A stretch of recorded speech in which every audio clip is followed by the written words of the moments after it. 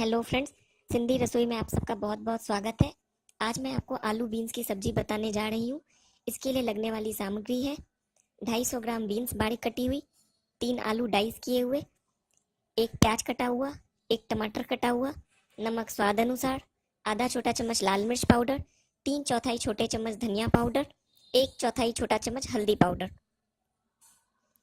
4-5 बड़े चम्मच रिफाइंड तेल के। चलिए अब हम इसे बनाना शुरू करते हैं। इसके लिए एक कढ़ाई लें आप, उसमें 4-5 चम्मच तेल डालें और उसे गर्म होने रखें। जब तेल गर्म हो जाए तब उसमें आप प्याज डालें और प्याज को तब तक पकाएं जब तक वो हल्का सुनहरा ना हो जाए। अब इसमें आप कुटी हुई लहसुन डालें और 1 कटोरी पानी डाल दें। साथ ही लाल मिर्च पाउडर और नमक भी डालें। अब बीन्स और आलू को धोकर डाल दें और अच्छे से मिलाकर धीमी आंच पर ढककर रख दें। बीच बीच में आप घुमाते रहें। 10 मिनट के बाद आपकी बीन्स और आलू गल चुके होंगे। इसमें आप हल्दी पाउडर, धनिया पाउडर डालें और बारीक कटा टमाटर डालें और वापस से इसे ढककर धीमी आंच पर 10 मिनट पकने के लिए रख दें। जब टमाटर अच्छे से सिज जाए तब आप इसे तब तक अच्छे से मिक्स करें जब तक प्याज और टमाटर सब्जी में अच्छे से रम ना जाए। जब प्याज और टमाटर सब्जी में अच्छे से मिक्स हो जाए तब आप फ्लेम को ऑफ कर दें।